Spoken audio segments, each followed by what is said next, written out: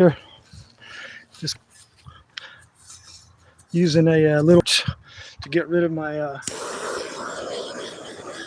ants here. I got a lot of these red ants out here, a lot of these fire ants, and the yard's getting kind of taken over by it. But what I meant to do was to get on here and discuss a little bit about some constitutional issues that I've been watching, I've been noticing, and I'm seeing that there's a lot of attorneys out there these days that work in the normal, I call it common law department of the, they think they understand constitutional issues, and constitutional law, because they'll do a cursory look over it and everything, and they think that they can look at it and go, oh well, there's not a whole lot to it. It's not really that hard, because it's a lot of the same words that we use in regular law and everything, but the problem is they don't understand where most of these rulings actually come from, where the source of these rulings, the reasoning behind the rulings that these judges are making. And I really do suspect that it's partly due to the fact that they do a lot of,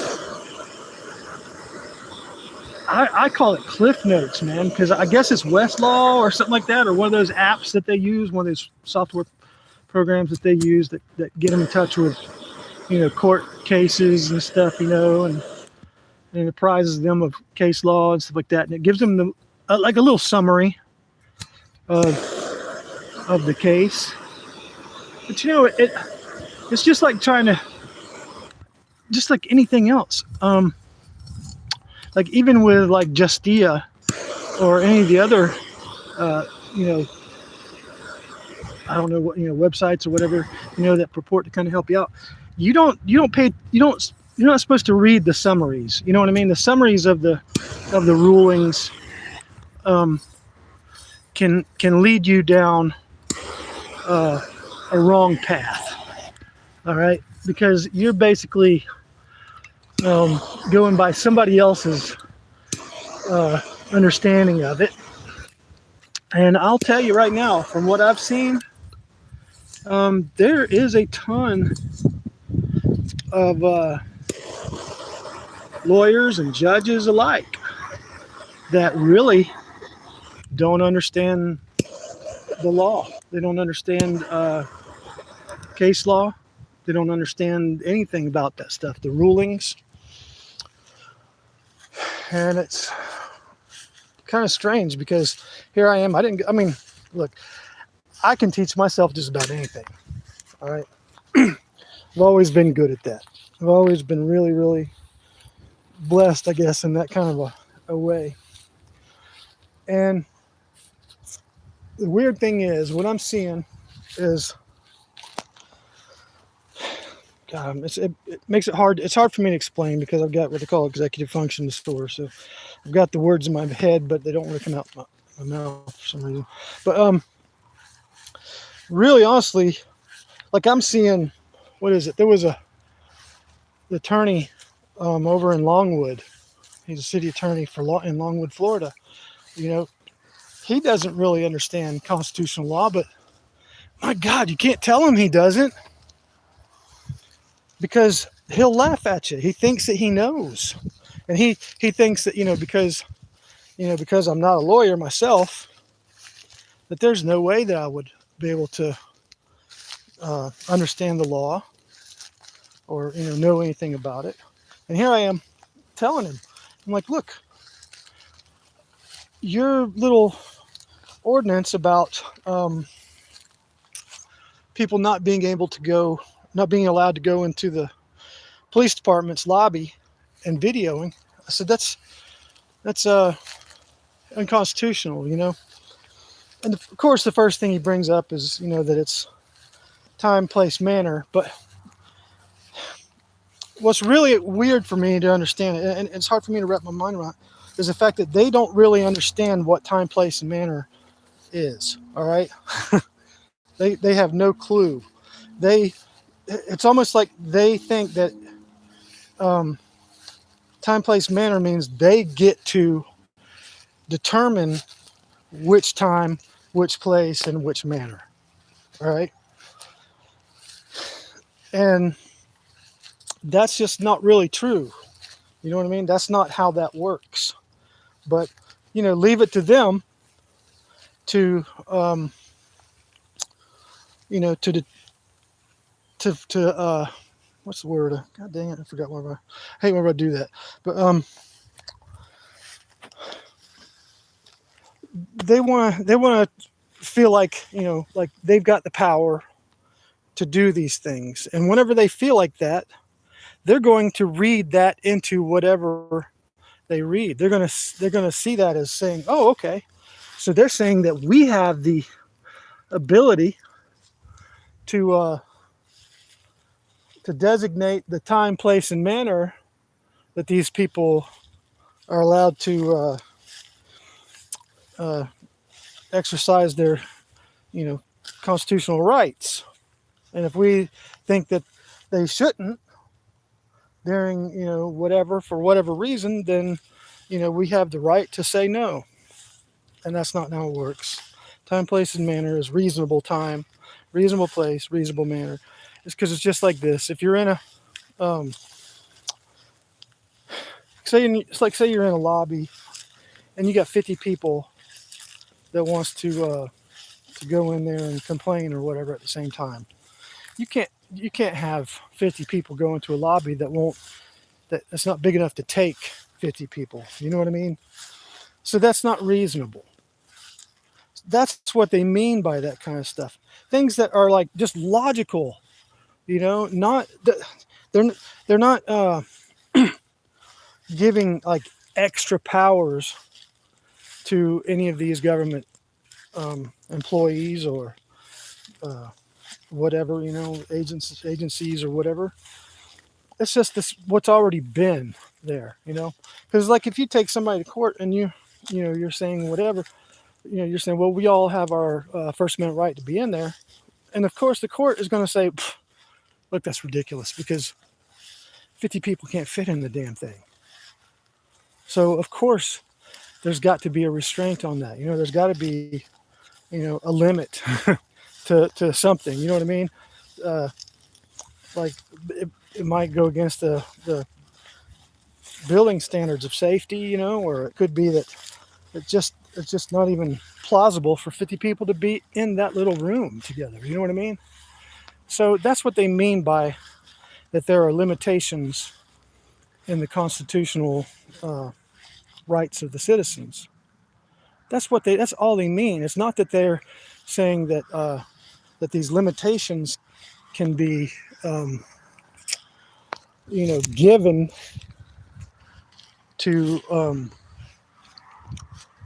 I don't know, just given to the government to be able to do whatever they want to do. And it's driving me crazy. I can't stand this. I mean, I'm going to have to figure out how to go about doing the lawsuits and stuff like that, because I'm watching a lot of our auditors these days. They're doing these lawsuits, and I'm seeing exactly where they're messing up in the lawsuits. They're losing the cases, and I know why. I know exactly why, but they don't know that, because they're not a lot of people have had the same amount of time that I have to be able to just focus on constitutional law studies. You know what I mean?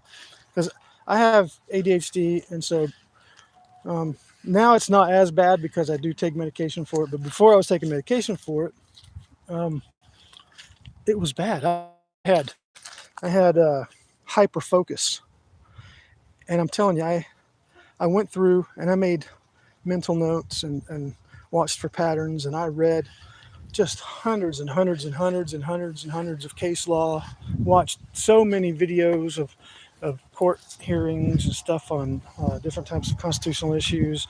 Read so many articles, did so many things, and I did it for months. I mean, to a point where it's like I almost didn't even get up to go use the bathroom whenever I was so deep and enthralled in what I was reading, and trying to come to grips with it and understand it. And it became very easy for me to understand. Um, so it even got to a point where I could read a case, and now this is where the weird part is. Ruled on the case, all right, based on just all the knowledge that I had built up from all my studies. But here's the problem: is that um, a lot of times judges don't go with jurisprudence, and that means that they're supposed to kind of keep it equal. They're supposed to look back and go, okay, well, how has other people been treated under the same circumstance, in other courts? And judges usually try to do that, and that's why you'll hear them, talk about other case laws and stuff like that, because they'll try to rule somewhere within that to try to keep an equality going, But some of them, they don't care about jurisprudence at all, and a lot of them, because of the fact that they really don't understand constitutional law in the first place, even though it's kind of ironic, that they would even be in a case on that kind of stuff. But they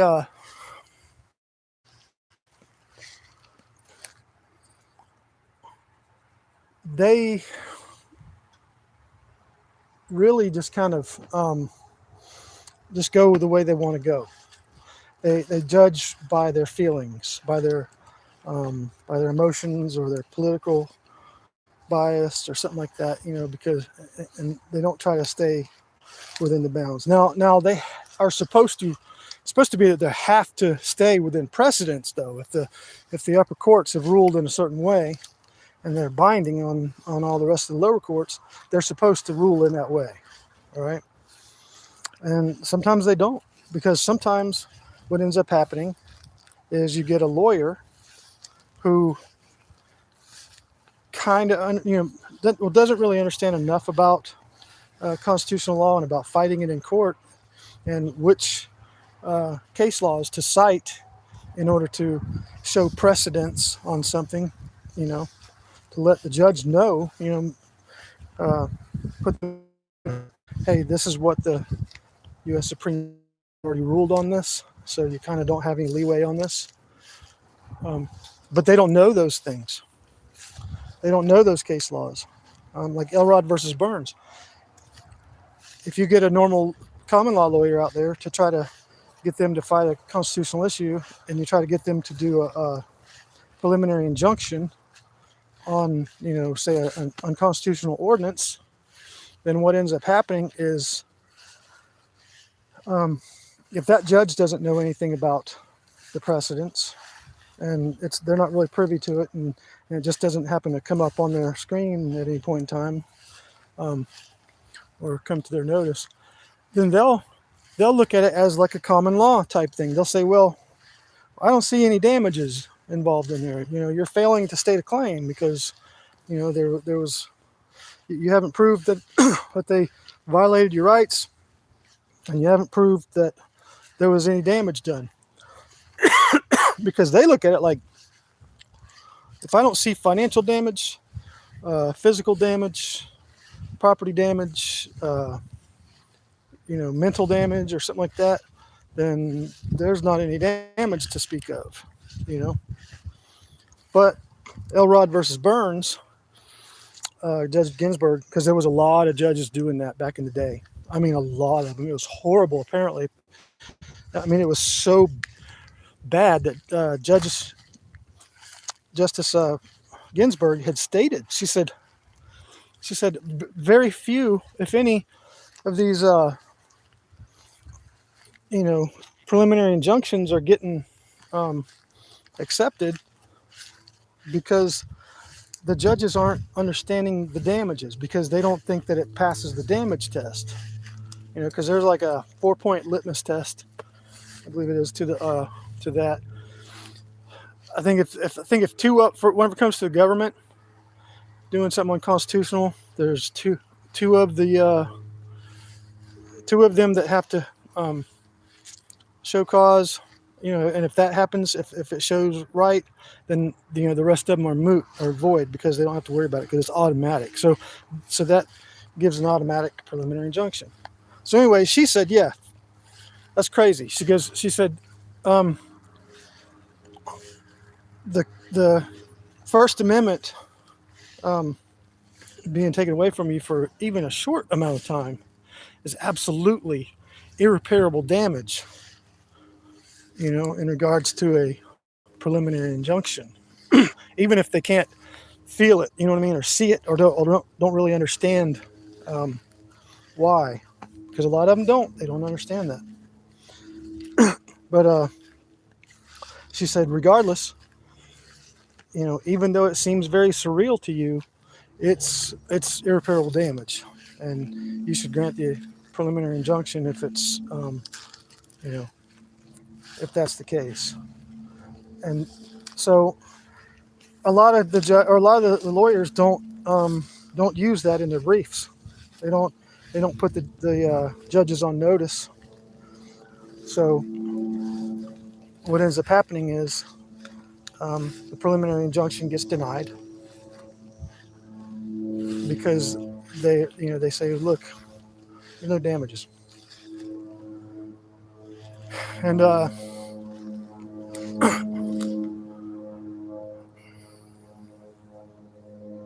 so I don't really know. Hold on a second. What did am I okay, now it's live. So what is going on with this thing? I wonder how long it's been. Oh, okay, 17 minutes. All right, cool. But yeah, so I've just been seeing this, okay, because a lot of the auditors these days, these First Amendment auditors, there's a lot of things that they don't understand, a lot of case law that they don't understand that would help them greatly in these things. There's a few that they kind of throw out there, and a lot of them aren't even the right case law for that situation. They don't even know that. So if they blurt out that case law, and the person they're talking to goes and actually reads it, they'll laugh. They'll be like, oh, they won't take them seriously anymore. They'll be like, well, these people don't know what they're talking about. And there's so much of that I see. I mean, and of course, I don't really know how to reach out to most of them. I know a few of them. I know Caveman and Rogue Nation and John Felix. I got their phone numbers. But I don't know of any of the other people. I see, what's his name? That something troll. Him and J-Town. They both throw out case law that has nothing to do with the situation that they're in, and they haven't won anything in court. Nothing. They lose constantly, and I know exactly why. It's because they're trying to argue the wrong things, and it's probably the same thing as anything else. I guarantee if you look at it, well, I don't know. Let's see, J-Town. I don't know what she did with Dade City. I don't know if she came to some kind of agreement with them or what, because when she went to go appeal again, she didn't even, it got dismissed because she kind of let things go and didn't even keep up with what she was supposed to do. And I'm seeing so much. Look at Andrew Sheets. Good guy, a lot of people probably don't like him, but, he seems to be a pretty good guy. Straightforward, definitely. He whatever he says or whatever he thinks is, he tells you, what he thinks. And he definitely gets out and does some lawsuits, I mean, so right now he's uh, looks like he's having to go back and, you know, redo his, amend his claims, his arguments and stuff, his briefs or whatever. And I don't know. I mean, I don't really know exactly what he knows as far as that kind of stuff, but I'm not seeing him, just like winning 100% of stuff, Um, but I don't know. I can't say anything about his situation because I haven't really looked into it. I just got just a cursory observation of it. But I think that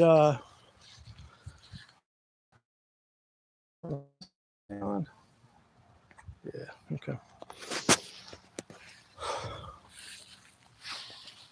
I don't know. There's just a lot of things. I wish they would contact me. If any of you auditors out there that see this,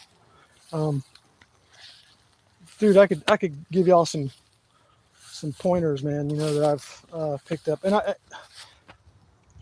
don't know yet. I haven't been trying to see how well I would do in an auditing situation, because one thing I do know is we've got a horrible temper when it comes to people trying to tell me what to do. And I think it's called demand avoidance syndrome or something like that. I don't know, but it's something where I'm like, don't you tell me, and I'll take it to too far sometimes, I guess. Probably that's just what I'm assuming, because I know I've been in situations before, and I could just see one of those people trying to grab my camera. I would probably break their wrist. That would be my defense to make them stop trying to grab my thing or touch me or whatever. I would make it so that they would have to go do something in the hospital to to feel better about to feel better, you know what I mean? But there's a lot of things that I'm wanting to get to, because I'm also seeing that sheriff's departments and government agencies are shutting down comments on their Facebook pages, and it's all because they don't like the comments. They don't like what's being said, the negative comments, the negative feedback. They don't want it to be seen by the rest of their citizenry. So that in itself is also a violation, because it would be different if there was some other reason that they shut down the comments.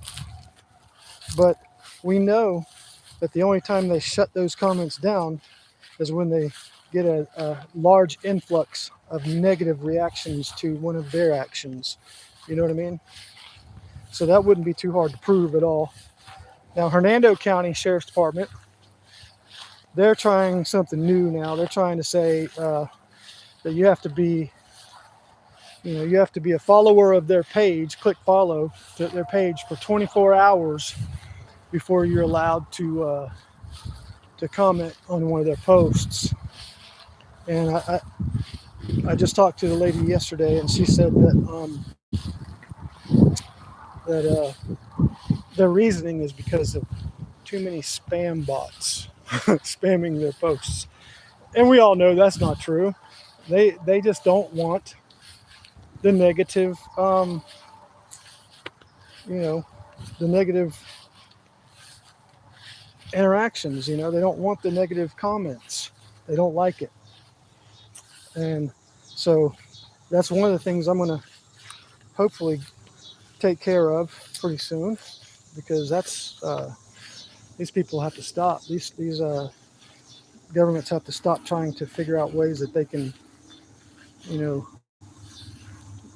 kind of sneak around the Constitution and stuff, while still effectively doing the same exact thing, but they just do it in a different kind of little way or something. And they don't understand that's still, even if you do it sneaky, it's still unconstitutional. There's a court case uh,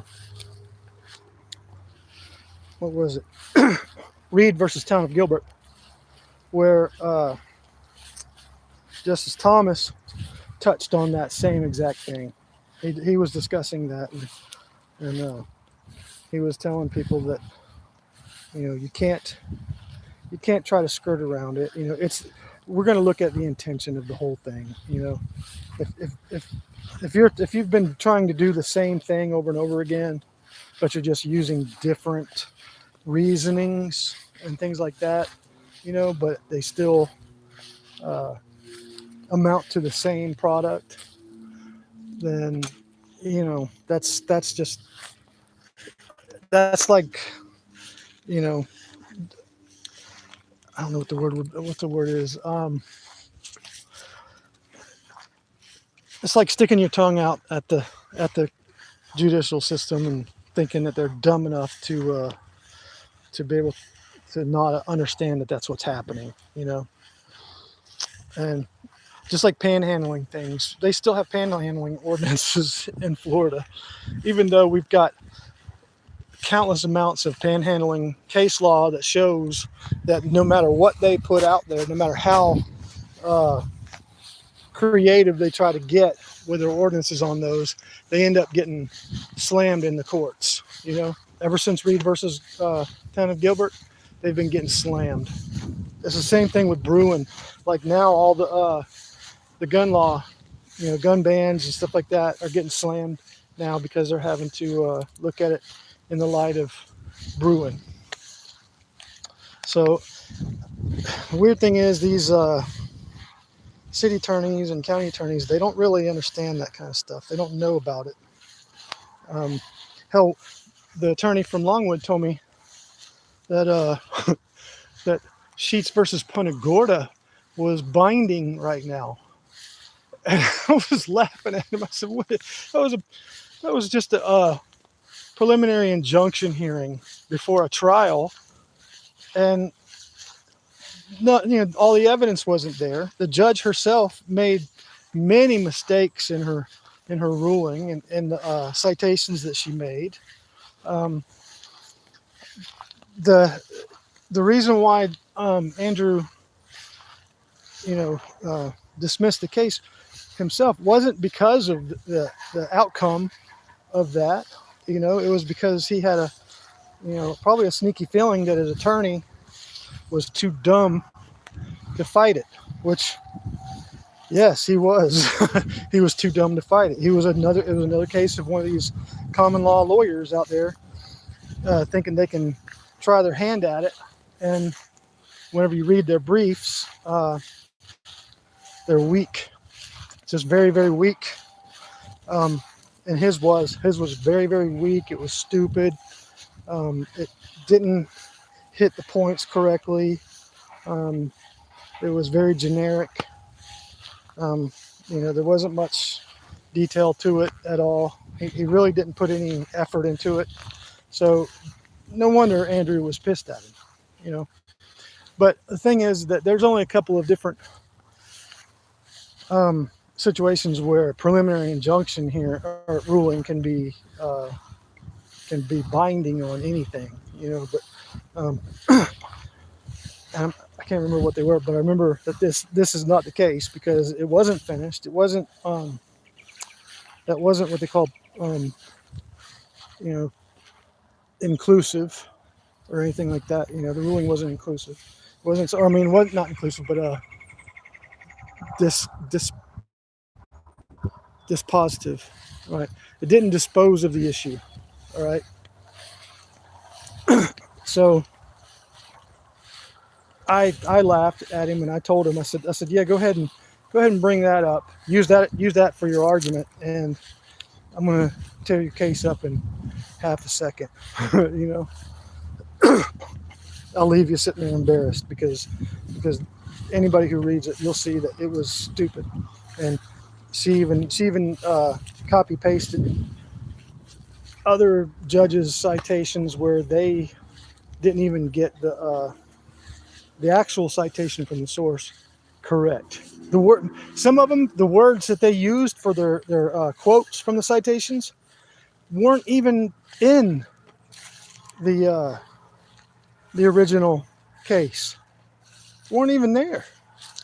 You go and look at it and read it all the way. You can even use the find in this page and everything, and you will not see those statements made in that original. But she posted them. She posted them and cited that case as saying it, and she didn't even look back. She didn't even care. You know, so yeah, bring Sheets versus Punta Gorda. Bring that on against me if that's what you want to do. And that's going to be a big mistake. But yeah, I mean, I don't know. I'm trying to figure out how to. I don't make any money really. I'm just kind of a poor boy. So I'm going to try to do this pro se and indigent.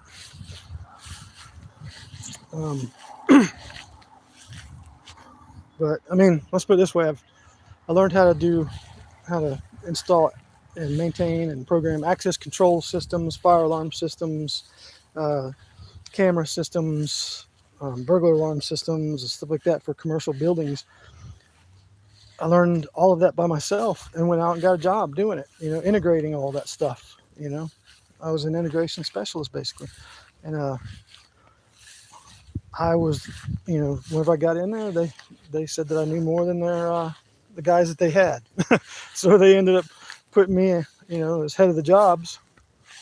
And I'd go in and I'd run all the crews and figure out where everything's got to go and do all that stuff and program all of the panels, you know, and make sure everything was talking together and do all the networking and all that stuff. And I taught myself how to do all that stuff. So I think I could teach myself to be a very good pro se lawyer.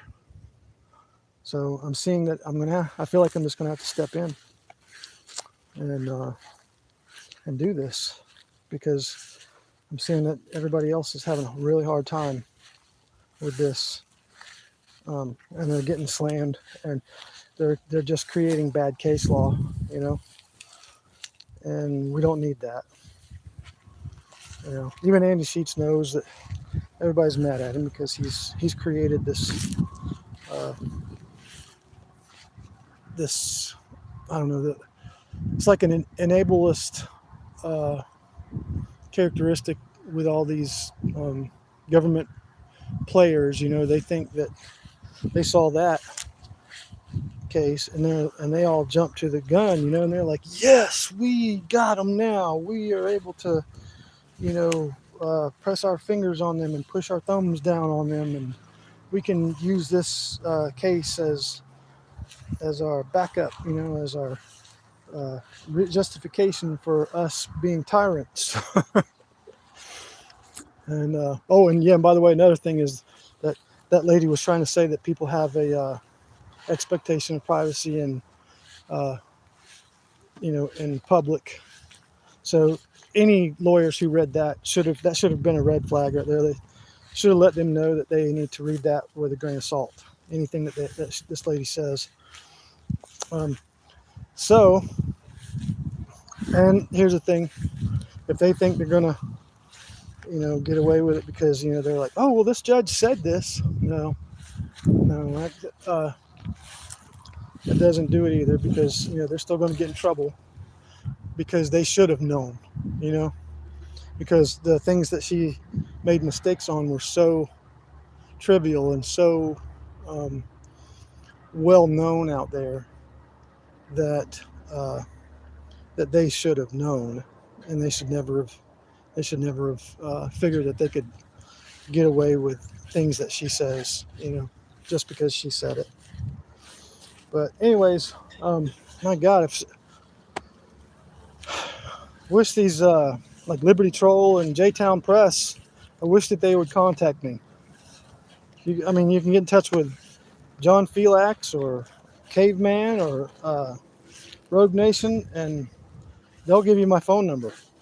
Just call me, and I've got a lot of information to tell you. And I know I've probably said some negative comments on their posts, you know, and probably seem like I'm so mean.